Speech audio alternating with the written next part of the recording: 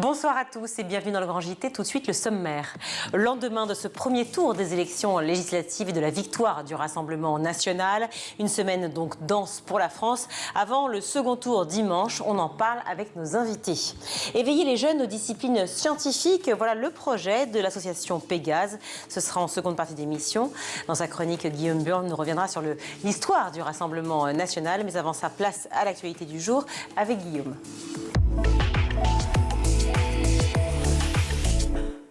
Bonsoir Guillaume. Bonsoir Virginie, bonsoir à tous. Commençons avec les résultats des élections législatives et ce premier tour. Quels sont les principaux enseignements, Guillaume? Déjà la participation élevée, près de 33 millions de votants, ce qui représente 66% des électeurs. C'est un record, il faut remonter à 1997 pour trouver un tel taux de participation aussi élevé. On était aux alentours de 68% des inscrits.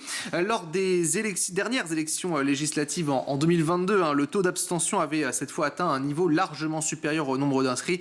On était à un inscrit sur deux. Ensuite, les résultats. Autre record pour le Rassemblement national cette fois-ci. L'alliance effectuée avec les Républicains termine en tête avec 33,15% des suffrages devant le nouveau Front populaire à 27,99%, tandis que le parti présidentiel Ensemble prend la troisième place avec 20% des voix et LR, les Républicains, finissent à 6,57% des voix. Le parti de Jordan Bardella est donc arrivé en tête dans plus de 24 000 communes et à l'issue de cette journée, 75 députés sur les 577 sont d'ores et déjà élus, 37 pour le Rassemblement national, 32 pour le NFP et Ensemble, le parti présidentiel se contente de 2 sièges seulement. Et à l'annonce des résultats, eh bien, on s'y attendait, une manifestation s'est tenue à Paris, place de la République. Avec à l'initiative l'UNEF, l'Union nationale des étudiants de France, il y avait environ 8000 personnes selon la police qui étaient rassemblées, scandant des slogans, la jeunesse s'emmerde le FN, tout en agitant différents drapeaux, que ce soit des partis politiques comme la France Insoumise ou encore des jeunes écologistes ou encore du Parti Socialiste, mais aussi des drapeaux palestiniens. Tous appellent à voter contre le RN. Écoutez ces témoignages recueillis par nos confrères de RMC. Je pense qu'il y a beaucoup de mal qui a été fait à la gauche au cours de la campagne des dernières semaines, avec un président qui met sur le même pied d'égalité la gauche et l'extrême droite. Et du coup, je trouverais ça perturbant pour les électeurs que d'un coup on dise que c'est des partis acceptables. Toute ma vie, j'ai voté Macron parce que j'ai pas eu le choix pour faire barrage au RN. Aujourd'hui, on appelle aussi les électeurs de Macron, des Républicains, à faire comme nous on fait, à rejoindre la gauche et à voter avec nous contre le RN. Et bien sûr, nous allons revenir sur cette soirée historique dans la question du jour et bien sûr la semaine qui nous attend avec nos invités. Fermons la page législative pour un instant et ouvrons celle du brevet. Coup d'envoi aujourd'hui. Oui, on aurait pu l'oublier, mais non, les élèves de 3e ont bien planché ce matin sur les épreuves de français et de mathématiques. Un peu plus de 858 000 candidats inscrits en métropole, mais aussi dans les Outre-mer. Un marathon d'épreuves écrites qui va se continuer et se terminer demain avec l'histoire géo, les sciences et la langue vivante étrangère. En parallèle, les collégiens sont convoqués à une épreuve orale qui porte sur un projet à réaliser durant l'année. Concernant les résultats, ils seront rendus entre le 8 juillet et le 12 juillet en fonction des académies. Côté santé à l'école, depuis le début de l'année, les cas de coqueluche sont en hausse. 80 hospitalisations recensées, 17 qui sont d'ailleurs décédés. Il s'agit de 3 adultes qui avaient plus de 85 ans. Parmi les victimes aussi, il y avait 13 enfants, dont des nourrissons de 1 à 2 mois et un autre enfant de 4 ans, selon les chiffres publiés par Santé publique France. La coqueluche, cette infection respiratoire qui est causée par une bactérie qui connaît donc une forte résurgence depuis le début de l'année, plus virulente, une maladie qui se transmet très facilement par voie aérienne au contact d'une personne qui est malade, qui tousse principalement. Et sur RMC, samedi matin, Isabelle Parent du Châtelet, responsable de l'unité infection respiratoire justement au sein de Santé publique France, insistait sur la prévention. La recommandation de vaccination des femmes enceintes, parce que quand les futures mamans sont vaccinées, eh bien cette vaccination, elle permet de transmettre des anticorps qui vont protéger le bébé dès la naissance. Alors l'entourage également des bébés est fortement encouragé à se faire vacciner. Ainsi, le dernier appel date d'il y a plus de 5 ans. L'événement, c'est aussi les JO, coup d'envoi dans 25 jours, bien sûr, des Jeux Olympiques de Paris et dans un peu plus de 2 mois des Jeux Paralympiques. Attention, il y a du changement en vue à la rentrée. Effectivement, 28 août, 8 septembre pour les compétitions de ces Jeux Paralympiques. Et en tout, 45 établissements publics et privés sont situés dans une zone de circulation motorisée où il y aura donc des épreuves. Conséquence de quoi ? Dans l'Académie de Créteil, par exemple, 3 établissements à proximité des sites verront leur fonctionnement adapté de manière significative pour la première semaine de rentrée. Un autre collège situé au cœur du village olympique, cette fois-ci paralympique, sera délocalisé temporairement. Et puis, dans l'Académie de Paris, là, les horaires seront en général celles habituelles, mais elles pourront toutefois être aménagées en fonction des flux de circulation. Et puis, du côté de l'Académie de Versailles, dans les Yvelines, les Hauts-de-Seine, là aussi, il y a des sites de compétition avec des départs anticipés à 16h, par exemple, dans le premier degré, 15h dans le second degré pour les enfants. Et dans les Hauts-de-Seine, là aussi, les enseignants sont invités à venir plus tôt et donc à partir là aussi un peu plus tôt que prévu. Pour terminer, plus qu'une semaine d'école avant les vacances scolaires. Pour d'autres, elles ont commencé déjà le week-end dernier et une étude nous montre que 4 personnes sur 10 ne partent pas en congé. Et c'est un chiffre qui grimpe même à 8 personnes sur 10 chez les bas revenus selon une étude qui a été menée par le Centre de recherche pour l'étude et l'observation des conditions de la vie qui pointe de fortes inégalités et qui se base sur l'ensemble des vacances. Cette année, le budget est plus élevé à cause de l'inflation, comme l'explique sa directrice Sandra Oibo. C'était au micro de France Info. Si on part sur une famille avec 2 adultes et 2 enfants, le budget moyen, il est à 2100 € pour le départ en vacances. Et évidemment, ça varie énormément suivant si on part chez de la famille, chez des amis, ou si on part à l'hôtel, en camping. Et puis si on part en France, si on part à l'étranger, si on prend la voiture, si on prend le train. Voilà, donc il y a énormément de variables qui font que le budget vacances peut bouger. Et il peut passer en fait de 1300 € si on part vraiment à l'économie pour une famille avec 2 enfants, à 3400 € si on va plutôt vers les versions payantes en fait du départ en vacances. Alors, il s'agit là d'une hausse de 10% par rapport à l'an passé. L'étude qui s'arrête aussi sur les destinations qui sont prisées par les Français. Là, une nouvelle fois, écoutez la réponse de la directrice. Alors, ils vont massivement en France, c'est 80% des départs qui se font en France, surtout sur les littoraux, donc le sud et puis la Bretagne, qui sont les grandes régions qui captent en fait les départs en vacances. Enfin, les vacances sont synonymes pour la plupart de plaisir et certains d'ailleurs se privent tout au long de l'année. C'est ce que nous expliquait justement Sandra Oiban sur France Info. Il y a aussi envie de se faire plaisir. On a 4 ménages sur 10 qui nous disent qu'ils se privent au quotidien pour pouvoir garder des dépenses exceptionnelles. Et c'est particulièrement le fait des bas revenus. Donc l'envie aussi dans une période qui est quand même un peu compliquée avec justement de l'inflation et des privations au quotidien, de garder quand même des moments de plaisir et ce qui fait un petit peu le sel de la vie. Merci Guillaume pour ces infos. Un peu plus de 33% pour le Rassemblement national et ses alliés, 28% pour le Nouveau Front populaire, 20% du côté de la majorité. Voici le paysage politique français au lendemain du premier tour des législatives. À quoi peut ressembler donc la France de demain et surtout à cette semaine qui va s'avérer décisive. On en parle tout de suite avec nos invités.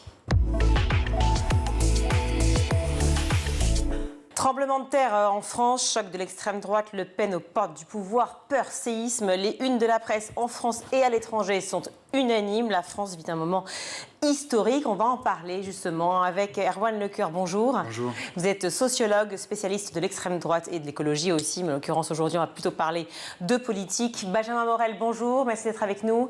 Bonjour. Vous êtes politiste et constitutionnaliste, professeur de sciences politiques à l'ENS Paris-Saclay. Je le disais, un moment historique, un score de l'extrême droite, Erwan Lecoeur, qui était surprenant ou très attendu? Très attendu. Les sondages avaient, depuis quelque temps, annoncé ce type de score. Donc on n'a pas été très surpris. Ils avaient également été relativement bons pour prévoir le score aux européennes, qui était déjà très élevé, autour de 30%. Et il y a un palier qui a été franchi. D'habitude, en 2004, en 2014, l'extrême droite avait déjà atteint les 20 et quelques pourcents, était déjà le premier parti de France aux européennes, uniquement aux européennes. Là, cette fois, c'est aux européennes avec 10 points d'avance largement sur les suivants, mais surtout, c'est après la dissolution par Emmanuel Macron, le président de la République, le 9 juin, pour une raison que personne, objectivement personne, ni en France ni ailleurs, n'arrive à expliquer. Eh bien, on se retrouve dans une situation où l'extrême droite a le vent en poupe et il y a une surmobilisation qui est tout à fait nouvelle dans un électorat qu'on ne connaissait pas aussi massif et aussi structuré qu'aujourd'hui. Mais c'est intéressant ce que vous dites parce qu'effectivement, cette dissolution, on n'en parle plus parce qu'on est complètement préoccupé déjà par les scores là, mais c'est vrai que c'est un moment que personne n'a compris. C'est-à-dire que si vous, alors que vous êtes expert en la matière, et je dirais la même chose pour Benjamin Morel, bien sûr, vous ne le comprenez pas, comment les Français se positionnent. Est-ce que ça a joué aussi dans l'élection? Il y a une sorte de mécontentement de se dire, enfin, il fait n'importe quoi. Oui, ça a joué dans l'élection. On fait des groupes qualitatifs, on essaie d'écouter ce que les Français disent de cette séquence, et ce qu'on retrouve notamment énormément dans l'électorat macroniste, donc des personnes plutôt âgées, traditionnellement votant plutôt à droite, c'est l'incompréhension absolue. C'est-à-dire qu'en gros, ils ne comprennent pas dans quel monde ils sont perdus, ils sont vraiment, il y a vraiment une sensation d'être perdu, de ne plus comprendre le monde dans lequel on est. Donc moi, je n'ai pas d'explication, bien entendu, peut-être que Benjamin Morel en aura une, mais en tout cas, on n'en trouve pas une seule qui soit valable, sinon le fait d'une forme de vouloir créer un effet de surprise. Mais c'est entièrement raté. D'abord, il n'y a pas de surprise. Les scores sont évidemment ceux qui étaient prévus, encore plus forts que ce qui était prévu. Le camp présidentiel s'est effondré. Il est à 20%. C'est un effondrement absolu. Et donc, la gauche s'est rassemblée, contrairement à ce que certains pensaient, s'est rassemblée. Et donc, elle est en deuxième position. Donc, vraiment, pour Emmanuel Macron, c'est double perte à tous les niveaux. Il a perdu tous ses soutiens. Il est désormais seul. Et en plus, le Rassemblement national est vraiment aux portes du pouvoir. Si les désistements ne se font pas de façon absolument massive dans les jours qui viennent, si les électeurs ne suivent pas les consignes, alors le Rassemblement national et une partie de LR aura une majorité absolue et donc Jordan Bardella sera le seul Premier ministre possible. Alors on va en parler bien sûr des conséquences de cette semaine décisive, des triangulaires, de ce que ça veut dire, parce que c'est assez flou pour beaucoup de gens évidemment. Mais j'aimerais votre réaction évidemment, Benjamin Morel, à ce qui venait de dire. Déjà, la dissolution, c'est vrai qu'on en a parlé le lendemain de cette annonce qui était quand même saisissante. Est-ce que c'est encore une fois, selon vous, une crise d'ego déjà? Première question. Et la deuxième, est-ce que vous partagez l'avis d'Erwan Lecoeur sur cette victoire décisive et donc attendue, selon Erwan Lecoeur du RN? Alors, est-ce que c'est une crise d'ego? Ça, je ne suis pas psychologue, donc j'aurais un peu de mal à vous le dire. Ce qui est certain, c'est que s'il y a une stratégie derrière, elle était bancale. On peut essayer d'imaginer la stratégie, elle a un petit peu fuité. L'idée était en fait que la gauche ne s'unisse pas et que sortant d'une campagne européenne où elle s'était fondamentalement divisée, eh bien, la division de la gauche conduise à multiplier les seconds tours entre d'un côté la majorité et de l'autre le Rassemblement national. L'électorat de gauche pris un peu au dépourvu et ayant peur de l'arrivée au pouvoir du Rassemblement national, crédibilisé par ce bon score aux européennes, se serait reporté massivement sur la majorité et Emmanuel Macron aurait ressorti une majorité plus confortable, plus absolue, en évitant une motion de censure à l'automne, qui ne serait peut-être pas venue parce que LR n'avait peut-être pas l'intention de la déposer. Il faut 58 députés pour déposer une motion de censure. Il n'était que 61 avec beaucoup de divisions. Par ailleurs, c'était parier sur le fait que la gauche n'ait absolument aucun instinct de survie parce que dans le mode de scrutin qui est le nôtre, si vous partez divisé, vous êtes perdu. La gauche fait moins de voix en 2022 qu'elle n'en fait en 2017, mais elle a beaucoup plus de sièges parce que, justement, elle sait faire l'union. Donc tous ses députés étaient sur un siège éjectable s'il n'y avait pas d'union.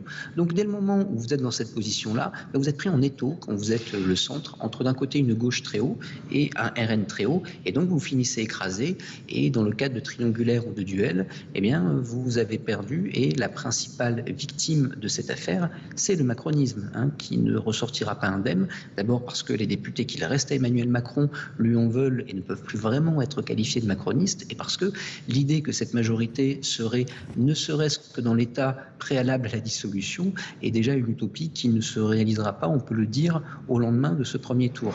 Ensuite, est-ce qu'il y a une montée du Rassemblement national? Oui, bien évidemment, en termes relatifs, en termes de voix également, parce qu'on a quand même une grande participation lors de ces élections. La participation, c'est l'autre fait de ces élections. Donc ça montre que non seulement le RN arrive à mobiliser son électorat, mais il arrive à mobiliser de nouvelles électeurs. Ce qui est également nouveau et qu'ont déjà montré les élections européennes, c'est qu'on a une diversification de l'électorat. Avant, vous aviez deux droites. Une droite RN, non diplômée, classe populaire, et une droite LR, CSP+, retraités. Ça, c'est en grande partie terminé. Le RN fait de bons scores chez les retraités, chez les CSP+. Il y a une porosité avec l'électorat de la droite traditionnelle, ce qui réduit un peu plus les marges de manœuvre du centre droit et de LR, et qui plus est, permet au RN de surperformer dans ses bastions historiques et de faire de bons scores là où il était totalement absent, dans des régions comme l'Ouest, la Bretagne, etc. Donc, ça explique ces résultats du premier tour, et ça fait qu'au second tour, des réserves de voix à présent existent, alors que pendant très longtemps, le RN pouvait faire de bons premiers tours, mais n'avait pas de réserve de voix. Souvenez-vous des présidentielles de 2017, par exemple. Maintenant, ces réserves de voix, elles existent, notamment au centre. Un sondage au Doxa de ces derniers jours assez intéressant montre que 47% des Français veulent faire barrage au nouveau Front populaire, 44% à Emmanuel Macron et uniquement 41% au Rassemblement national. Vous voyez qu'aujourd'hui, en fait, pour les Français, il y a plusieurs épouvantails, que le RN n'est peut-être pas celui qui fait le plus peur, au moins à une partie de l'électorat centriste, et que cet électorat de centre-droit, qui va faire le second tour, c'est le dindon de la farce de cette affaire, il est en train de perdre le pouvoir à cause de son président, mais comme la plupart des duels, in fine, devraient opposer la gauche au RN, eh bien, ça va également être l'arbitre des élégances, et cet électorat-là, eh bien, peut se replier sur le RN. Si vous le voulez bien, on va essayer de comprendre, de découper réellement ce qui se passe cette semaine et évidemment ce qui attend dimanche. Parce que déjà, vous venez d'en parler, la participation qui est historique. On a vu, on a parlé d'union des gauches, mais il y a déjà une union du peuple français. Tout le monde s'est rassemblé là. C'est dit à un moment, il va falloir aller voter. Ça a plutôt favorisé la gauche ou la droite, selon vous? Ça a favorisé les extrêmes. Et c'est ça qui est assez nouveau, c'est que ça a favorisé la montée des clivages. Nous sommes dans une situation, dans une séquence, depuis quelques années, où notre pays est travaillé par des clivages extrêmement forts. Pas des clivages seulement politiques, des clivages ethniques, des clivages religieux, des clivages d'opinion, et avec une montée extrémiste, une mobilisation contre tout un tas de choses. Sur les réseaux sociaux, dans les télévisions privées, les chaînes privées qui se sont multipliées ces dernières années, et notamment les chaînes privées qui sont clairement d'extrême droite notamment, qui ont beaucoup concouru à ce sentiment et à cette ambiance globale de guerre des uns contre les autres, des guerres d'opinion. On est dans un moment de guerre d'opinion. On avait connu ça en Italie dans les années 90 avec Berlusconi et son empire médiatique. On a connu ça en Angleterre avec l'empire de Fox News qui est arrivé aux États-Unis et qui a chaîne d'opinion d'extrême droite très claire avec un agenda politique très net. Ici, c'est Monsieur Bolloré qui est avec d'autres milliardaires ont acheté, ont pris des empires médiatiques dans la télévision, la radio, les médias traditionnels.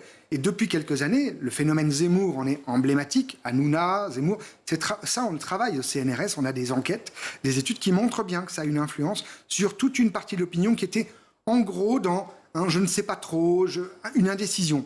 Désormais, cette indécision a fait place à quelque chose de nouveau. C'est l'affirmation d'opinion sacralisée. En société, ça veut dire quoi sacraliser? Ça veut dire on n'a pas à débattre de ce sujet. J'ai raison d'un point, c'est tout, parce que Dieu ou je ne sais quelle autre chose dit que j'ai raison. C'est sacré. Et donc, on ne peut plus se disputer ou débattre, arrêter de se battre. On ne peut plus avoir des arguments. On a juste un avis, une opinion, et il doit être respecté en tout et pour tout. Et ça, on le voit sur les réseaux sociaux, chez les plus jeunes comme chez les plus âgés. On le voit dans les télévisions privées dont je parlais en continu, LCI, CNews, BFM, etc., etc. On voit à quel point ça prend une place phénoménale. Et cette ambiance-là, elle a brutalisé le corps social. Et donc, pour finir de répondre à votre question, oui, les gens se sont mobilisés parce qu'ils ont senti un enjeu de l'ordre d'une guerre. Il y a une forme de guerre qui s'est jouée en arrière-plan de cette élection. Et Emmanuel Macron a lancé les hostilités en mettant à mal le contrat social de base qui était... Il est président, on a des élections européennes, il n'a pas à dissoudre après des élections européennes. Il n'a pas provoqué une guerre civile, en fait, parce que c'est un peu ce qui est dans la tête des gens, ou en tout cas, c'est ce qui s'entend il n'y a pas de guerre civile, mais il y a une guerre des mots. Et la guerre civile, en fait, ça vient d'une série télévisée, pour être très précis. Il faut observer ce qui se passe. La série télévisée, en l'occurrence, elle est publiée par Canal+, elle s'appelle La Fièvre, c'est la suite de Baron Noir, et Emmanuel Macron, d'après toutes les informations dont on dispose, a regardé cette série télévisée et il s'est pris pour un personnage de série télévisée. Et notre problème, il est un peu là. C'est qu'on a un président qui regarde trop la télé et qui s'est pris pour un personnage de série télévisée. Malheureusement, le scénario n'était pas très drôle. Et on voit bien aujourd'hui qu'on est tous affrontés les uns aux autres, comme dans la série télévisée, qui pronostique une guerre civile en cours ou à venir.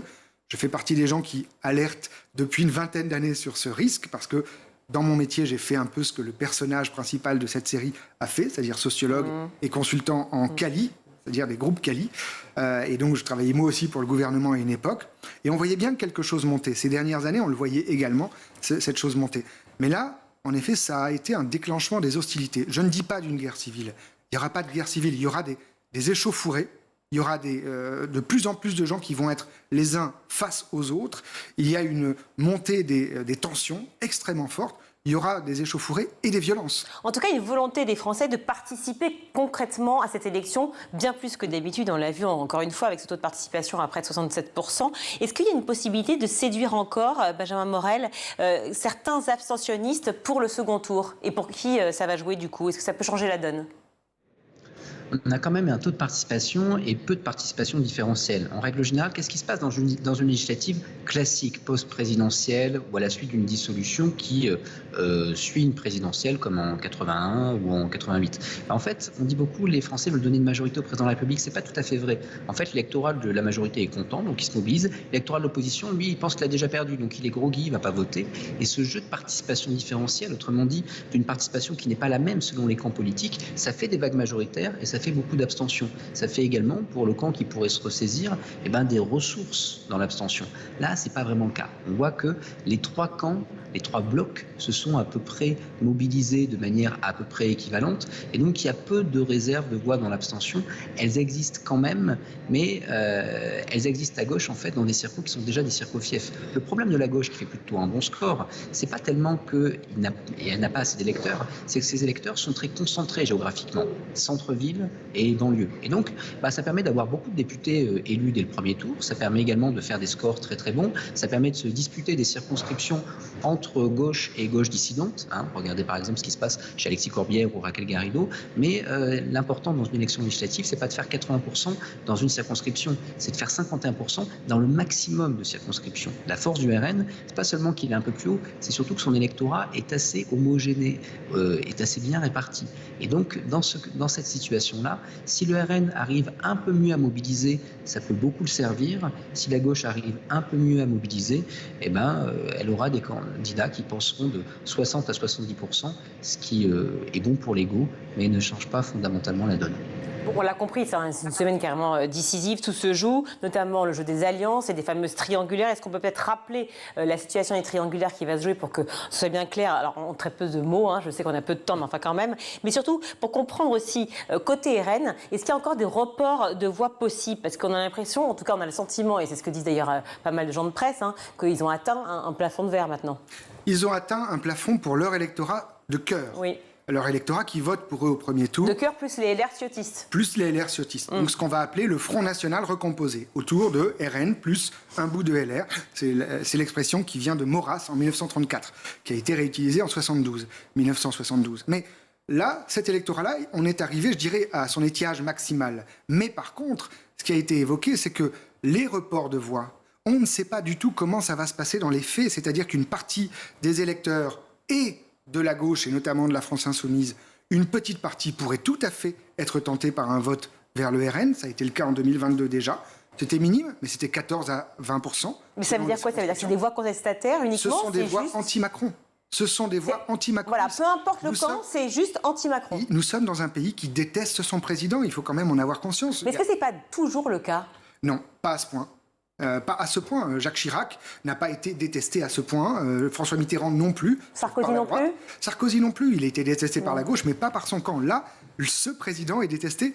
En tout cas, il est vraiment mal aimé par aussi son camp désormais. C'est-à-dire que ce qui s'est passé... À cause de la dissolution surtout. Notamment, mais aussi d'un certain nombre d'autres décisions récentes. Donc, première chose, dans l'électorat de gauche, il y a une partie qui ne va pas se reporter sur, par exemple, des candidats macronistes. On le sait parce que ça fait Chirac, puis Macron en 2017, puis Macron en 2022. Il y a une partie de ces gens-là qui disent « Stop, je ne joue plus. C'est terminé, je ne fais plus ça. » Donc il n'y aura pas ce report de voix qui normalement devait se faire, et la gauche l'a fait plein de fois déjà. Mais d'autant que Macron ne s'est pas prononcé là-dessus, c'est-à-dire que lui-même... En plus, Emmanuel Macron n'a pas correctement joué le jeu. Il n'a cessé de parler des extrêmes alors que c'est une erreur, et pour le Conseil d'État et pour les politologues. LFI n'est pas l'extrême gauche, n'a jamais été l'extrême gauche. Ce sont les gens qui sont issus du Parti socialiste. L'extrême gauche, c'est le NPA, c'est lutte ouvrière. Il y a plein de partis d'extrême gauche. Donc ça démontre aussi une légèreté absolue du président de la République et de son camp. Donc maintenant, il va demander à ces gens-là de venir sauver ses candidats. Ça va être compliqué. Mais plus compliqué encore, ça vient d'être dit, pour la gauche qui aurait des candidats au deuxième tour, ça va être très compliqué de séduire des gens qui ont voté Emmanuel Macron et qui vont venir voter pour le nouveau Front populaire dans lequel, par exemple, il y a LFI, il y a M. Mélenchon, dont on leur explique tous les jours qu'il est antisémite, que c'est une horreur absolue, que ce type va tuer des enfants avec un couteau entre les dents, etc. Donc on a une hystérisation du débat politique ces derniers mois, qui est en partie, encore une fois, due au président de la République et à M. Mélenchon et à Mme Le Pen et M. Bardella. Donc ces personnages-là ont hystérisé le débat et aujourd'hui, ils voudraient que les Français soient de bons citoyens qui viennent voter pour les autres pour sauver la démocratie. Ça va être très difficile et c'est pour ça que moi, je suis assez pessimiste. Même si les Français disent « oui, c'est ce qu'il faudrait faire », je ne suis pas sûr qu'ils vont le faire suffisamment pour que M. Bardella n'ait pas une majorité absolue le 7 juin ou le 8 juin au matin. Je sais que vous êtes pressé, vous avez un agenda de ministre pour le coup, sans faire de jeu de mots. Erwan Lecoeur, merci beaucoup d'être venu sur ce plateau. Je rappelle que vous êtes sociologue spécialiste de l'extrême droite et aussi de l'écologie. Merci, on va continuer évidemment cette émission avec Benjamin Morel, si vous le voulez bien. Avec plaisir. Alors justement, Benjamin Morel, merci beaucoup. On parle de ces triangulaires. Est-ce que déjà une réaction à ce qui vient d'être dit par Erwan Lecoeur, est-ce que vous pensez, à l'instar d'Erwan, que ça risque d'être assez compliqué, que le report des voix n'est pas sûr? D'ailleurs, la question aussi est-ce que les Français vont vraiment écouter les consignes de vote des grandes figures politiques aujourd'hui? Alors probablement pas. Hein. On a quand même des consignes de vote qui sont de moins en moins suivies par les électeurs, qui sont de moins en moins acceptées par ces électeurs, qui plus est, sont beaucoup moins affiliés à des partis politiques et donc se sentent beaucoup plus libres de choisir en leur âme et conscience. On a qui plus est un fort vote barrage. Hein. Je parlais tout à l'heure du sondage Odoxa. Que faites-vous si vous êtes un électeur centriste qui a plus peur de Jean-Luc Mélenchon que de Jordan Bardella? Allez-vous jouer le jeu du Front républicain? Si vous êtes un électeur de gauche qui en veut plus à Emmanuel Macron qu'au Rassemblement national après la réforme des retraites, la loi immigration, que faites-vous? Donc vous voyez que là-dessus, cette lutte des épouvantails qu'on évoquait tout à l'heure, crée une vraie incertitude de vote. Et dans l'électorat centriste, qui est un peu le dindon de cette farce de la dissolution, c'est lui qui va perdre le pouvoir après 7 ans à la suite d'une décision de son président de la République. Cet électorat centriste, on sait qu'aujourd'hui, sur beaucoup de sujets, il peut être plus proche du Rassemblement national, notamment sur les sujets économiques, que du Nouveau Front populaire. Regardez cet électorat qui est plutôt droite patrimoniale, sarkozyste aujourd'hui macronien. Regardez ce que Nicolas Sarkozy dit dans Le Figaro d'il y a quelques semaines. Il dit qu'en fait, le vrai ennemi, c'est plutôt le Nouveau Front populaire et que pour lui, le RN n'est pas prêt parce que pas assez incompétent pour prendre le pouvoir. C'est pas une question de valeur, c'est une question de compétence. Et donc, ce faisant, pour cet électorat à qui plus est une partie de la majorité actuelle, je pense à Édouard Philippe, je pense à Aurore Berger, je pense à Bruno Le Maire, lui dit il faut faire ni la France insoumise ni le Rassemblement national. Cet électorat peut décider in fine de plutôt se replier sur le RN, sachant que Jordan Bardella, qui juge qu'il n'a pas de problème de premier tour, fait déjà depuis plusieurs semaines une campagne de second tour. Le fait de renoncer à une réforme des retraites, de donner des gages en termes d'économie libérale, c'est une façon de s'adresser à cette base électorale de centre-droit en espérant qu'in fine, elle le choisisse au second tour. Vous faites allusion effectivement à Bruno Le Maire qui a appelé à faire barrage au RN. En revanche, il dit quand même, le ministre de l'économie, aux électeurs macronistes à voter donc, pour un candidat du camp social-démocrate, c'est-à-dire un représentant du Parti socialiste, du Parti communiste et des Verts, effectivement, mais pas LFI. Marine Tondelier, ce matin sur France Inter, était pratiquement en larmes, ultra choquée, et beaucoup d'électeurs ont été choqués des commentaires. Est-ce que ça fait partie effectivement de cette dégringolade dont vous parlez au centre, dans la majorité ? Ça fait partie, de la part de la majorité, d'une forme de cohérence par rapport à leur campagne du premier tour. Parce qu'on évoquait tout à l'heure les tentatives d'Emmanuel Macron de partir sur l'idée que la gauche part divisée et que donc, ce faisant, il pourrait regagner une majorité. Ok, très bien, ça a échoué, mais il fallait bien trouver un récit alternatif pour cette campagne pour la majorité. Et le seul récit qui était possible, dès lors que la gauche était unie, c'était le nini. C'était, attention, si jamais vous votez la France insoumise et le Nouveau Front populaire, vous votez donc pour la France insoumise indirectement. Or, c'est l'extrême gauche et regardez, le programme est horrible. Si vous votez pour le RN, c'est l'extrême droite, le programme est également horrible. Il n'y a qu'une voie raisonnable, c'est celle de l'actuelle ancienne majorité macroniste. Ce logiciel-là fait que vous mettez forcément dos à dos vos adversaires. Et en les mettant dos à dos, lorsqu'ensuite vous devez appeler à voter pour l'un, rentrer dans une stratégie de désistement avec l'un des deux, ça devient beaucoup plus compliqué parce que par définition, vous avez expliqué l'inverse pendant plusieurs semaines. Donc ça veut dire que s'il y a une triangulaire où le NFP doit se désister au profit de la majorité, est-ce qu'il le fera ? Ça va être à géométrie variable. Il faut voir d'abord qu'il n'y a pas de parti macronien, c'est-à-dire que Renaissance, c'est un parti au sens juridique du terme, mais vous n'avez pas les structures d'un vieux parti qui ferait qu'il y aurait une autorité sur ses membres suffisante pour que la direction impose de manière uniforme des décisions. Par ailleurs, Emmanuel Macron lui-même n'a plus aucune autorité sur ses troupes. Ils ont refusé de le mettre sur leurs affiches durant ces législatives parce qu'ils jugeaient, à tort ou à raison, que le président était relativement radioactif dans son propre électorat. Donc, qui peut donner les consignes ? En fait, ça va être les députés, ou plutôt les candidats macronistes, circonscription par circonscription, qui vont se poser la question, qui ai-je en face ? Est-ce que c'est un frein à un LAFI ? C'est un LAFI, est-ce qu'il est fréquentable, comme François Ruffin, ou est-ce qu'il ne l'est pas ? Et de l'autre côté, au regard des reports de voix, est-ce que j'ai quand même mes chances ? Est-ce que c'est possible ? Est-ce que je ne serai pas un meilleur opposant au RN que le candidat de gauche qui est devant moi ? Si c'est le cas, pourquoi pas tenter de me maintenir ? Ces calculs-là, très individuels, parce que ce sont vraiment les candidats qui doivent et qui peuvent remettre ou pas la candidature sur la table pour le second tour. Le parti n'a aucune possibilité de le faire à leur place ou de renoncer à le faire à leur place. Mais ces calculs, ils vont être individuels et donc il peut y avoir des surprises. Dernière question, Jordan Bardella a dit qu'il ne serait pas Premier ministre s'il n'avait pas la majorité absolue. Est-ce que vous y croyez ? Est-ce que ça semble mal parti ? Mais peut-être qu'effectivement, que le report de voix dont vous parlez, à la fois Erwan et vous, est-ce que tout est possible encore pour dimanche prochain ?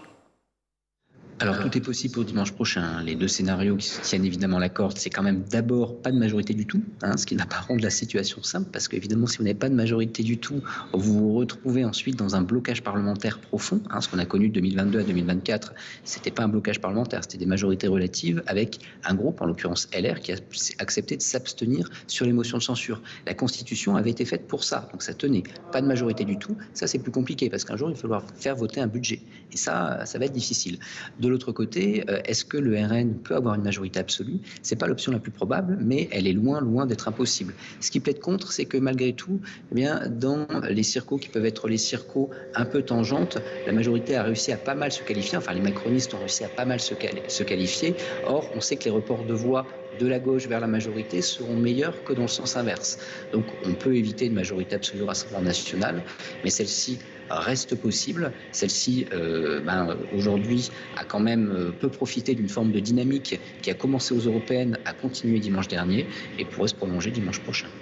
Merci beaucoup, merci mille fois Benjamin Morel d'être resté pour la fin de cette émission. Vous êtes, je le rappelle, politiste et constitutionnaliste, professeur de sciences politiques à l'ENS Paris-Saclay. Merci de tout cœur pour ces échanges passionnants. J'espère pouvoir faire un point avec vous dès le 8 juillet. Merci d'avoir participé au Grand JT. On marque une courte pause et on se retrouve tout de suite.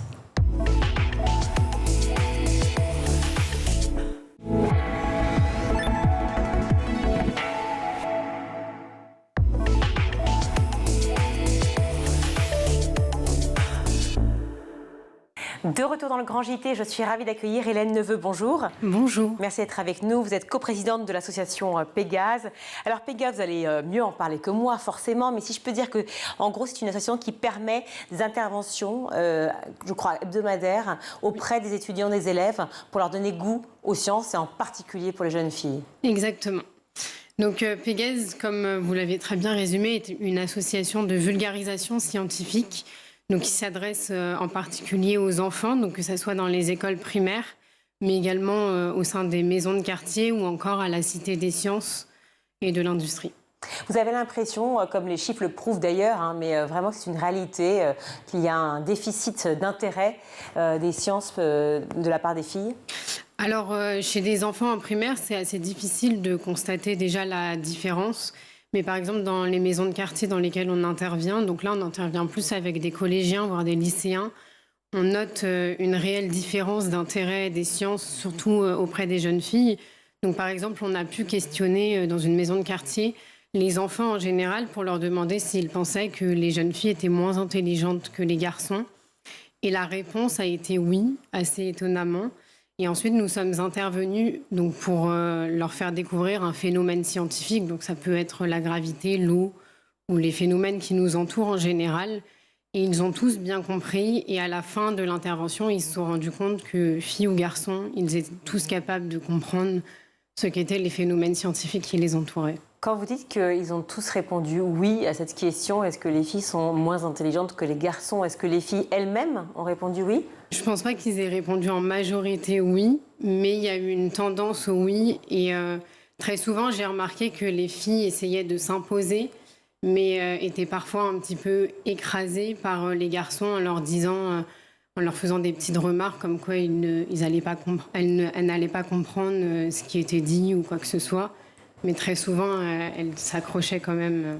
C'est saisissant quand même de vous entendre dire ça, parce qu'on n'imagine pas en 2024 qu'on puisse encore entendre ce genre de mots. Ça veut dire que finalement, le côté patriarcat est quand même encore ancré, et du moins peut-être que les parents, alors volontairement ou non, on va leur accorder ça, expliquent aux jeunes filles que finalement les sciences c'est plutôt réservé aux garçons et les matières littéraires aux filles, c'est ça? Par exemple, dans les écoles primaires dans lesquelles on intervient, j'ai moi-même pu remarquer, donc je suis intervenue dans 3 écoles primaires différentes, donc j'ai suivi 3 classes sur 3 années différentes. Et sur chaque année, j'ai remarqué une tendance des jeunes filles à se mettre en retrait. Donc si elles n'avaient pas forcément la réponse, elles n'essayaient pas de faire des suppositions, elles répondaient tout de suite qu'elles ne savaient pas. Donc parfois, elles ne le savaient vraiment pas. Et très souvent, les garçons se mettaient en avant. Et donc on cherchait même quand ils ne savaient pas, ils se mettaient en avant et on allait donc chercher les jeunes filles pour les aider à trouver des suppositions et parfois la bonne réponse. Et cette année, j'ai été marquée par une jeune fille donc, qui était en CM1 et sa maman était ingénieure justement. Et à la fin de l'année, elle nous a dit « moi je veux devenir ingénieure ». Et sa maman a pu venir à l'exposition qu'on réalise avec notre association, donc j'ai pu discuter avec elle. Et j'ai ressenti de la part de sa maman une réelle volonté à ce que sa fille s'intéresse à tout. Et elle nous a elle-même dit, même si ma fille ne veut pas faire ingénieur, mais un métier littéraire ou autre, elle sera libre. Mais elle trouve ça très intéressant que sa fille puisse s'intéresser à tous les domaines de la vie. Alors, c'est intéressant parce qu'effectivement, les femmes aujourd'hui ingénieures ne représentent que 24% de la profession. Donc, on est encore effectivement dans un clivage très marqué. On se doute bien, malgré ce que pensent certains et certaines, qu'il n'y a pas de différence de capacité. Mais en revanche, une différence quant à la possibilité de se dire « je peux y arriver oui. J'ai les capacités de, je peux prétendre à oui. ». Est-ce que vous arrivez, au cours justement de ces mini-ateliers ou conférences, je ne sais pas comment on appelle ça, à pouvoir casser ces préjugés? Nous, c'est ce qu'on essaye forcément de faire, de casser les préjugés, que ce soit en sciences en général, donc pour les petites filles ou les petits garçons. Donc il y a souvent un peu le préjugé que la science, c'est réservé à l'élite. Il faut forcément être excellent en maths. Et il y a vraiment l'idée des maths qui est prépondérante, alors qu'en sciences, ça peut s'appliquer à plein de domaines différents, donc que ce soit plus de l'SVT ou de la physique-chimie. Et on peut retrouver de la science dans plein de domaines différents finalement et on n'a pas besoin d'avoir 20 de moyenne en maths pour faire des sciences. Et donc là, on va aller chercher les enfants justement pour les pousser à la réflexion. Et la science commence déjà on commence déjà à faire de la science lorsqu'on se pose des questions. Et les enfants font ça en permanence. Et c'est ce qu'on essaye de pointer du doigt chez eux à la fin de l'année, à leur montrer qu'ils ont réussi à faire de la science alors qu'ils ne savent pas résoudre une équation encore. Alors, à quoi ressemblent justement vos interventions? Est-ce qu'il y a un atelier spécifique? Est-ce que c'est une rencontre avec une personne justement inspirante? Comment ça s'organise? Du coup, nos ateliers, c'est des étudiants de l'ESTACAD, donc mon école d'ingénieur, qui se proposent volontairement de faire partie de l'association Pégase. Et ensuite, on rentre en contact avec l'éducation nationale. On est répartis par groupe de 2 ou 3 dans des classes qu'on va suivre pendant une année, donc des classes de primaire du CP au CM2. Et on va se rendre de manière hebdomadaire dans ces classes. Et en début d'année, on va leur faire découvrir la science au travers de petites expériences ludiques. Donc par exemple, toucher de l'eau, toucher un glaçon, pour voir un petit peu la différence déjà entre l'état liquide, l'état solide par exemple. Et là, ils vont commencer un peu à comprendre les phénomènes qui les entourent ou pourquoi quand on prend un cahier, il va tomber par terre. C'est des petites questions peut-être un peu bêtes, mais qui amènent déjà à de vraies réflexions et avec derrière des phénomènes scientifiques assez complexes à expliquer et pour nous à vulgariser aussi. Et ensuite, sur une deuxième partie de l'année, donc à partir du mois de janvier, on va réaliser avec eux une maquette.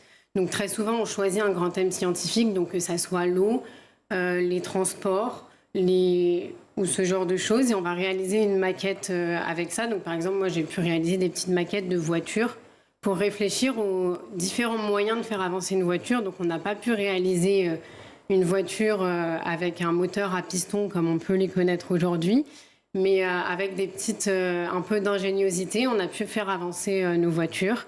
Et ensuite, on va faire une restitution à la fin de l'année devant un jury où les enfants vont pouvoir expliquer eux-mêmes ce qu'ils ont appris en sciences. Vous parlez des voitures, s'il y a bien un monde dans lequel effectivement il y a peu de femmes, c'est bien les transports. Exactement. Franchement, alors même Emmanuel Duflot avait dit « La science n'a pas de genre, elle est inclusive. Ensemble, nous pourrons faire en sorte que femmes et hommes aient des chances égales de réussir et contribuer à la société et à l'économie. » Alors vous le faites, vous en tout cas, grâce au travers de Ingénieuse. Un petit mot. Alors, Ingénieuse, donc, cette année, on a reçu le prix spécial du jury avec les STACA grâce à notre association de vulgarisation scientifique. Et donc, au travers de notre association, on a pu montrer notre impact auprès des enfants et notamment des jeunes filles. Donc, pour montrer que tout le monde peut faire de la science et que même les jeunes filles peuvent y arriver et peut-être se diriger vers le domaine des transports, qui sait. Ben oui, qui sait, évidemment. Votre appétence pour les sciences, elle a démarré quand? Elle a démarré grâce à un prof qui vous a donné justement envie de comprendre la loi de la pesanteur et tout ce qui touche au quotidien. Comment ça s'est passé pour vous? Alors moi, je pense que j'ai été très vite une petite fille très curieuse. Et un jour, j'ai vu un avion voler au-dessus de moi. J'ai réalisé qu'un homme faisait environ 60 kilos et n'arrivait pas à voler. Donc je me suis demandé comment cet objet qui paraissait très lourd pouvait voler. Et donc j'ai dit à l'âge de 12 ans que je deviendrais ingénieure en aéronautique. Et aujourd'hui, je suis en école d'ingénieur en aéronautique. Mais dans mon entourage, j'ai pas été particulièrement poussée aux sciences, mais j'ai été poussée à la curiosité et à regarder ce qui se passe autour de moi, tout simplement. Et moi, c'est ça qui m'a intéressée. Peut-être un moyen aussi d'intéresser à la fois les filles et les garçons d'ailleurs aux sciences, peut-être par le biais justement du développement durable, de l'écologie, de la planète, de la protection de la planète, à travers l'aéronautique, vous le dites. Oui. Aujourd'hui, prendre l'avion, ça devient un sujet. Donc comment imaginer des transports qui soient plus verts? Peut-être que c'est une façon de les intéresser. Oui, c'est par exemple lorsque j'ai fait mes petites maquettes avec ma classe sur les voitures, on a pu justement se poser ces questions, puisque comme on ne pouvait pas réaliser une petite maquette avec de l'essence, par souci pratique, on a pu réfléchir à comment faire avancer une voiture et à réfléchir comment on créait le mouvement. Et on a par exemple, de manière assez ingénieuse, réussi à créer une petite voiture avec un poids qui, grâce à la gravité, était ramené vers le sol. Et en étant ramené vers le sol, il tirait une petite ficelle qui allait faire tourner les roues de notre voiture. Donc, ce n'est pas forcément réalisable dans la vie pratique, mais c'est aussi une façon d'intéresser les enfants au développement plus durable de demain. Et c'est aussi une grande question des écoles d'ingénieurs aujourd'hui et auxquelles je suis forcément confrontée. Oui, bien sûr, on l'imagine. En tout cas, bravo pour vos différents projets, à la fois Pégase, à la fois ce prix donc Ingénieuse, avec le prix du jury qui a été décerné à l'Estaca pour son projet vulgarisation scientifique auprès des enfants. Bravo, bravo à tous les étudiants et à toute l'équipe. Merci Hélène Neveu d'être venue sur ce plateau. Vous êtes coprésidente de l'association Pégase. Merci. Merci à vous. On va tout de suite retrouver Guillaume Blanc pour sa chronique. Au lendemain du premier tour des législatives marqué, nous en parlons dans le journal, évidemment par l'explosion, ce score très fort du Rassemblement national, nous voulions faire la lumière sur le parti emmené par Marine Le Pen et Jordan Bardella. Il y a une date à retenir, celle de la fondation du Front National pour l'Unité Française, dit le FN, c'est le 5 octobre 1972, fondé par plusieurs membres du mouvement Ordre Nouveau, où il y avait entre autres Pierre Bousquet, ancien Waffen-SS, Léon Gauthier également, ancien Waffen-SS, et Roger Olindre, engagé dans l'organisation de l'armée secrète. Rappelons que les SS, c'est une escadron de protection allemande qui a été créée en 1940 lors de la Seconde Guerre mondiale. Il prêtait à l'époque allégeance au Reich allemand qui est emmené, si vous ne le saviez pas, par Hitler. Les fondateurs ont donc nommé à cette date Jean-Marie Le Pen comme président du FN. Et le premier combat de ce parti, c'est l'obtention de sièges au sein de l'Assemblée lors des législatives en 1973. Qui est Jean-Marie Le Pen? C'est un Breton, Jean-Marie Le Pen, qui a servi dans l'armée lors des guerres d'Indochine ou encore d'Algérie, qui s'est ensuite lancé en politique dans les courants poujadistes du nom de Pierre Poujade, qui est un mouvement politique et syndical français d'extrême droite. Jean-Marie Le Pen qui a ensuite été député du département de la Seine en 1956, puis en 1962, avant donc d'être nommé le président président du FN. Il est décrit d'ailleurs par les dirigeants d'Ordre Nouveau comme une personnalité de premier plan, non seulement par son passé militant et combattant, notamment le fait d'avoir été député aussi à 2 reprises, mais surtout par son intelligence et sa clairvoyance politique, disait-on donc à l'époque. Alors on va parler à présent de ses combats et de ses valeurs, s'il y en a en tout cas, à la création du parti. Alors le FN axe sur la défense de l'identité de la France, la libre entreprise et la libre concurrence. Et puis l'opposition à l'immigration. Dans les années 80, Jean-Marie Le Pen suit notamment le modèle d'un président américain, Ronald Reagan. Il loue son ultralibéralisme, il veut supprimer les impôts, réduire l'État, et sur le plan moral, il est ultra-conservateur, contre le mariage homosexuel et l'avortement. On parle des valeurs donc à la fondation du Front National. Oui, ça c'est le Front National et maintenant nous sommes au Rassemblement National, ça ne vous a pas échappé. Donc en 2024, qu'est-ce qu'on peut dire des valeurs du RN et comment surtout on est passé du FN au RN? Alors, on va commencer par les valeurs. Cela tient en 6 points. Ce que vous voyez sur ces images, c'est issu du site internet même du Rassemblement National. Respecter les principes de la démocratie, la souveraineté, l'identité et l'immigration donc. La spécificité de la défense de ces modèles économiques, sociaux, culturels, territoriaux ou encore les spécificités uniques en Europe, la liberté individuelle, la liberté d'expression et la culture comme base de l'action politique. On peut y voir ainsi une équivalence de valeurs entre celles qui ont été fondées, il est bon de le rappeler, en 72 et puis aujourd'hui, en 2024, sur le site internet que vous retrouvez du Rassemblement National. L'évolution du parti dans les urnes. Et c'est là, justement, on va parler de ce passage de FN à RN. Marginalité à banalisation. Voilà comment est-ce qu'on peut résumer la situation aujourd'hui. Après justement cette élection qui s'est tenue hier, le parti d'extrême droite est devenu le premier parti de France. Au tout début toutefois, on avait moins de 1% à la présidentielle en 1974 pour Jean-Marie Le Pen, qui choisit donc à cette époque de lutter contre l'immigration. Il en avait fait d'ailleurs sa priorité. Et en 1983, là c'était la première victoire électorale emmenée par le secrétaire général du FN. C'était dans l'Eure à Dreux. Il s'était d'ailleurs allié avec la droite à l'époque. 3 ans plus tard, on a un autre scrutin. 35 députés entrent à l'Assemblée nationale. Puis en 1988, là, Monsieur Le Pen grimpe à 14,37% des voix lors de cette présidentielle. Néanmoins, il n'a pas de député. Et puis le coup de tonnerre nous vient en 2002. Là aussi, Jean-Marie Le Pen qui se qualifie pour le second tour à la présidentielle face à Jacques Chirac. 16,86% des voix à l'époque. Sa fille, Marine Le Pen, c'est là où elle intervient d'ailleurs dans l'équation. Elle devient vice-présidente du parti. Et pour sa dernière présidentielle, celle de 2007, Jean-Marie Le Pen obtient 10,44%. Là, c'est tout simplement son plus mauvais score depuis 1988. Et puis après, l'heure est au changement. Effectivement, car Jean-Marie Le Pen a tenu des propos sur les chambres à gaz. À 87 ans, il est tout simplement condamné, mais aussi exclu du parti. C'est donc Marine Le Pen, qui est à la tête de ce parti depuis janvier 2011, qui reprend les rênes avec une stratégie de normalisation et mettant en avant les questions sociales. Et elle remonte d'ailleurs à la présidentielle aux alentours de 18%. Ensuite, en 2014, là aussi une grosse victoire écrasante aux européennes, 25% devant l'UMP et le PS à l'époque. Et puis en avril 2017, là il y a de débats, le fameux débat entre Marine Le Pen et Emmanuel Macron, qu'elle a d'ailleurs dit raté. Emmanuel Macron est donc arrivé au pouvoir et réélu. Marine Le Pen a donc décidé de changer tout simplement. Le FN est devenu le Rassemblement National, un parti qu'elle dit de gouvernance et d'alliance. Il devient donc ce RN.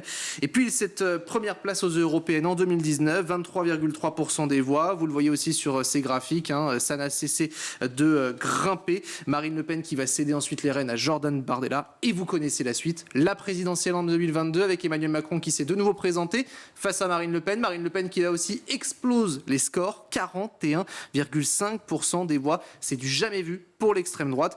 Et puis donc ces législatives plus récemment avec donc là encore le RN qui est devenu le premier parti de France. Et des européennes aussi qui étaient très fortes évidemment. Alors pour terminer, que dit la presse après les résultats? Alors les unes sont sorties ce matin, elles sont toutes tournées sur une seule chose. Eh bien, faire bloc, c'est la une de Libération, celle qui est la plus attendue, celle qui est la plus marquante également. Nous avons Le Parisien qui titre le RN aux portes du pouvoir. Nous avons également La Dépêche qui titre le RN sort en tête, ou encore Le Monde, l'enjeu du front républicain pour faire face au RN. Et puis également Le Figaro, Bardella en force, talonné par Mélenchon et le nouveau front populaire. Et puis il y a également la une du Ouest France, le RN espère la majorité, la semaine la plus longue. Je pense que le le titre résume très bien ce qui nous attend, effectivement. La semaine la plus longue. Rappelons qu'il faudra donc de nouveau voter. Les Françaises sont appelées aux urnes. Ce sera ce dimanche. Oui, et on va bien sûr, comme vous le savez, avoir une semaine assez dense. Donc suivez bien l'actualité et surtout votez. Merci beaucoup, Guillaume. Tout de suite, on vous laisse découvrir l'invité de la semaine de Malika Maynard dans Souvenir d'écolier.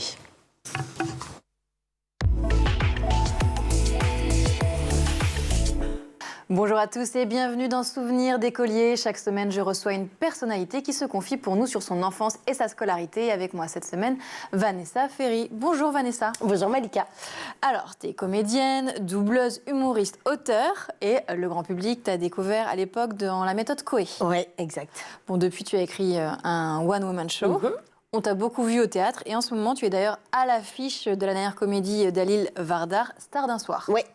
C'est à la Grande Happy Comedy. Exactement. Yes. Et c'est jusqu'à quand déjà? C'est jusqu'à ce que mort s'en suive. Quand même. Non, là, ce sera jusqu'au 20 juillet. On va fermer le théâtre pendant les JO. D'accord. On va laisser de la place aux sportifs. Et puis, je crois que la pièce va reprendre à la rentrée aussi. Est-ce que tu peux nous dire quelques mots sur la pièce? C'est une comédie de boulevard qui marche très très bien. Le pitch, c'est l'histoire d'un comédien connu, mais qui est très très exécrable avec ses partenaires de scène, et ses partenaires le lâchent, donc il va être dans l'obligation de former très très vite sa femme de ménage et le plombier. Et tu es la femme de ménage? Je suis la femme de ménage. Franchement, je l'ai vu, j'ai passé un super moment. Merci. Un moment de rire en famille. Ouais. En parallèle, tu es aussi dans Tout le monde a son mot à dire, ouais, avec Olivier Mine, sur France 2. Oui. Comment ça se passe? Bon, ça se passe super bien. Ça se passe super bien. L'émission, elle est super agréable à faire. Olivier et Sidonie sont top. Et puis, c'est un jeu, donc c'est cool. Question de culture générale. Et puis, on raconte des conneries. C'est super, quoi. Franchement, on se marre bien. On est une bonne bande. Est-ce qu'il y a d'autres projets pour toi dans les prochains mois? Projet pour moi dans les prochains mois, j'écris mon nouveau One Woman Show. Donc là, je suis en pleine écriture. Et j'ai toujours ma pièce Et elle vécure heureuse qui est en tournée, qui se joue beaucoup. Et puis là, j'ai quelques petites lectures au théâtre, donc... Tout roule. Ouais, ça roule. On est bien, tout va bien. Pourvu que ça dure. Bah ouais. On arrête de se projeter dans le futur, on va regarder dans le passé. Déjà, t'as grandi où? Ah, j'ai pas mal déménagé, moi. J'ai pas mal déménagé. Alors, je suis née à Paris, bizarrement. Voilà. Pourquoi bizarrement? Bah non, parce que des Parisiens qui sont nés à Paris, il n'y en a pas beaucoup. Ouais. Mais non, après, j'ai grandi... alors, pour te faire vite fait, j'ai fait Jura, Bourgogne, Avignon, Thaïlande, Avignon, Lyon, Paris, voilà. Parce que ça tourne beaucoup dans le même coin, si on est à Lyon, en Bourgogne. Ouais, exactement. On est dans ma famille qui est vachement à Lyon et en Bourgogne, voilà. Et comment la Thaïlande arrive dans tout ça? Quand j'avais l'âge de 6 ans, mon papa a délocalisé la production de son entreprise en Thaïlande, et donc il est parti vivre là-bas, et donc j'y allais assez régulièrement. Est-ce que tu as des frères, des sœurs? Ouais, j'ai 2 frères, 2 demi-frères. Enfin, c'est mes frères, quoi. T'as grandi avec eux? J'ai grandi avec eux, ouais. Deux gars qui ont 9 mois d'écart, donc un côté papa, un côté maman, donc ça c'est drôle, et qui ont 10 ans de moins que moi. Jules et Dimitri, et je les adore. Ah, donc t'as eu une partie de ton enfance où t'étais enfant unique? Ouais, jusqu'à 10 ans. Et quand ma maman est tombée enceinte, je lui ai dit « Ok, je veux bien, mais je veux que ce soit un garçon. » Et ça a marché. Et ça a marché, voilà, exactement. Bien sûr, c'est juste parce que tu le voulais. Ouais, bien sûr, bien sûr. Et quel regard tu portes sur ton enfance? Tu dirais que c'était une enfance heureuse? Ouais, très heureuse. Très, très, très heureuse. Vraiment, même si je suis fille de divorcée, mes parents ont été formidables dans mon éducation, dans ma vie. J'ai vraiment été très, très, très heureuse. C'est déjà la fin de ce numéro. On se retrouve demain, toujours en compagnie de Vanessa Ferry pour la suite de Souvenirs d'écolier. Tout de suite, c'est le meilleur de School TV avec le Zap. La suite donc des récentes annonces du président de la République visant à faire de la France un acteur majeur, c'est ce qu'il souhaite, en tout cas acteur majeur de l'intelligence artificielle. Vous dites, vous, que Vitation se positionne comme leader dans le déploiement de l'intelligence artificielle en France. Expliquez-nous comment. Alors nous, c'est surtout sur la partie scolaire qu'on se positionne, essentiellement donc primaire, collège et lycée. À savoir que l'IA aujourd'hui, elle est assez peu présente dans les programmes scolaires, c'est-à-dire que les enseignants n'ont pas besoin de l'enseigner, mais on voit qu'il y a une vague, on pourrait dire même un tsunami qui déferle sur l'IA, notamment générative, depuis la sortie des chatbots avec ChatGPT, historiquement. Et donc, aujourd'hui, on ne peut pas vraiment faire l'impasse. Les jeunes utilisent de l'IA. Il y a eu une étude d'Universcience, donc la Cité des Sciences et le Palais de la Découverte, qui est sortie il n'y a pas longtemps sur l'usage de l'IA par les jeunes. On voit que c'est vraiment massif. On a des dizaines de pourcents de jeunes qui utilisent déjà l'IA dans la société, et c'est en train de se répandre à toute vitesse. Et donc, on ne peut pas vraiment se dire que, même si ce n'est pas dans les programmes scolaires, on va faire l'impasse là-dessus. L'école doit s'en saisir. Donc, nous, avec VitaScience, ce qu'on essaie de faire, c'est de rendre ça accessible à un public scolaire, notamment pour comprendre le fonctionnement. Comment, Virginie, on élabore un plan éducatif à l'échelle d'un département, justement, pour... on sait qu'on a tant de collèges et qu'on veut mettre en place pas mal de choses. Par où on commence? Et surtout, est-ce qu'il y a une rupture, vous, avec vos précédents projets, ou il y a une certaine continuité? Il y a une certaine continuité. Avec mes prédécesseurs, en fait, je continue toujours ce qu'ils ont fait. Après, on a amélioré, c'est pas le mot. J'ai changé des choses comme la mise en place tout à l'heure, qu'on parlera du code école. Ou alors par rapport à une autre expérience, une autre action, une action avec la Chambre des métiers et l'inspection académique, parce qu'on a voulu, pour leur avenir, les collégiens, leur montrer qu'il n'y a pas que la voie générale et qu'il y a aussi la voie de l'apprentissage. Et comme la Chambre des métiers cherchait... Ça commence à imprimer? Oui. Ils commencent à comprendre? Oui, et en fait, il y a des collèges. Donc là, on vient de la signer, la convention, et pour l'instant, il y a déjà 3 collèges qui sont intéressés. Et qui... donc c'est la Chambre des métiers, parce qu'on est dans un département de l'Indre, un département rural, où la question de la mobilité est très importante. Donc en fait, au lieu que ce soit les élèves qui se déplacent pour aller voir un artisan, c'est la Chambre des métiers qui se déplace dans chaque collège, avec plusieurs ateliers. Un atelier avec un témoignage d'un artisan qui vient sur place, un atelier avec des lunettes pédagogiques virtuelles où il voit le métier. Chaque corps de métier, ce qu'ils veulent faire, un métier sur le bâtiment, sur les routes, sur cuisinier, voilà. Et après, c'est des petits jeux, des questions-réponses, et ils adorent, c'est ludique. Ça. Et ces corps de métier sur lesquels ils sont sensibilisés, est-ce que ça a un lien avec les besoins du territoire? Oui, tout à fait. L'idée, en tout cas, c'est qu'il faut une équipe pluridisciplinaire. Ça, vous le redites plein de fois. Oui, c'est vraiment essentiel, l'approche pluridisciplinaire, parce qu'à la fois, il y aura évidemment une grande importance à comprendre avec le jeune ce qui lui arrive, et notamment à comprendre d'où viennent ses angoisses, entre autres dans son histoire personnelle. Et donc ça, c'est un travail plus classique de psychothérapie individuelle. Il faudra également quand même un espace, et on en parlera peut-être tout à l'heure, de soutien des parents et d'aide aux parents, pour que les parents puissent aussi déployer avec créativité des pistes pour aider leurs jeunes repliés. Avant même les pistes, on peut tout de même dire sur les parents que déjà la façon dont on parle à un ado qui commence à être dans leur plus social, mais même s'il n'y est pas d'ailleurs, ça compte énormément. Ça compte énormément. De ne pas trop être dans le jugement, de ne pas trop être dans le... Voilà, je pense essayer toujours de garder quand même un espace de dialogue et un espace de projet aussi. Parce que la tendance que nous, on a pu constater, et d'autres pédopsychiatres aussi l'ont vu, et notamment nos collègues japonais qui ont... Alors ils ont affaire au hikikomori. Voilà, qui ont une grande expérience des fameux hikikomori. Donc hikikomori, pardon, qui restent vraiment chez eux, qui sont des centaines de milliers. Eh bien, nous disait bien, attention au double hikikomori, c'est-à-dire le fait que quand on a un adolescent reclus à la maison, eh bien, on a tendance à fermer notre maison sur fond de honte, de culpabilité aussi en tant que parent, et donc à ne plus inviter d'amis, à ne plus participer à la vie sociale de notre quartier. Et donc l'accompagnement des parents et le soutien des parents va être très important pour garder une maison ouverte.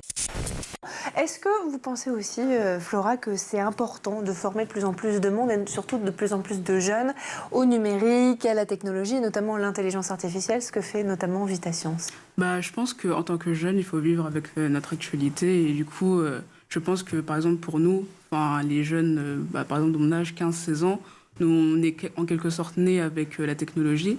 Et du coup, je pense que c'est important d'être familiarisé avec ça. Du coup, les plateformes comme VitaScience peuvent être très bénéfiques pour nous, donc en apprendre plus sur des choses simples comme le codage avec les blocs, ou des choses plus compliquées comme l'intelligence artificielle. Et surtout, comme on l'a dit, l'intelligence artificielle, surtout en ce moment, par exemple avec ChatGPT ou d'autres plateformes, peut être très utile, comme pour faire nos devoirs ou chercher des informations plus précises ou ce genre de choses. Vous les sentez intéressés par le fonctionnement du département, le fonctionnement de la région, pourquoi pas, les institutions aussi? C'est une génération qui s'intéresse à tout ça ou Oui, eux, le conseil, ceux que nous avons, oui. Et puis en plus, dernièrement, le 6 juin, c'était les 80 ans du débarquement, voilà.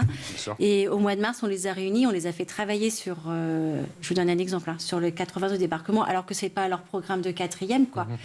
Et la cérémonie, monsieur le préfet et le département de l'Indre, on a organisé une cérémonie au château de Valençay sur les 80 ans du débarquement et on les a invités. Et en fait, ils ont écrit eux-mêmes leur texte qu'ils ont lu avec le président. Donc c'est aussi une façon de les valoriser, les responsabiliser et de leur faire découvrir l'histoire aussi, quoi. Et ils étaient fiers. Si je reviens à l'école, puisqu'on est quand même sur School TV, faire participer les élèves à certains aspects de la vie scolaire, ça aussi, ça peut aider à prévenir le repli. Mais à prévenir, parce qu'une fois que le repli est installé, c'est j'imagine, compliqué. Mais en gros, il faut leur faire vachement confiance aux ados. Oui, d'une manière générale, oui. Mais en ayant quand même un minimum d'exigence. Et nous, on a l'habitude de dire qu'on ne va pas imposer un retour temps plein à l'école du jour au lendemain. Non, ça, c'est vraiment très violent et souvent, d'ailleurs, c'est un échec et qui enfonce encore plus le jeune. Mais on va quand même exiger qu'il y ait un lien au scolaire. En Belgique, comme en France, il y a la notion d'obligation scolaire. Ce lien est à définir. C'est parfois une rescolarisation partielle, c'est parfois une symbolisation du lien à l'école. Par exemple, certaines écoles organisent des portes ouvertes. On va demander aux jeunes d'élaborer une affiche qui pourra être affichée dans la journée porte ouverte de son école. C'est une présence symbolique, même s'il n'est pas physiquement présent dans l'école. C'est la fin de ce grand JT. Merci beaucoup à vous tous de nous avoir suivis. Merci surtout à l'équipe qui a préparé cette émission. Aujourd'hui, à la réalisation, c'était Théo Boscar, le son Saïd Mamou, le maquillage Laure Audemont, Laura Girard et Emma Ferret à la rédaction et bien sûr Guillaume Bian à la fois au JT et à la chronique. Merci beaucoup Guillaume pour toutes ces informations. Vous revenez, j'espère, demain. Oui, je formidable. Suis là. Voilà, une semaine encore une fois très dense, passionnante aussi passionnante que angoissante. Mais nous sommes tous à l'écoute, nous sommes tous sur le gué. Merci mille fois et on se retrouve demain. Bonne soirée.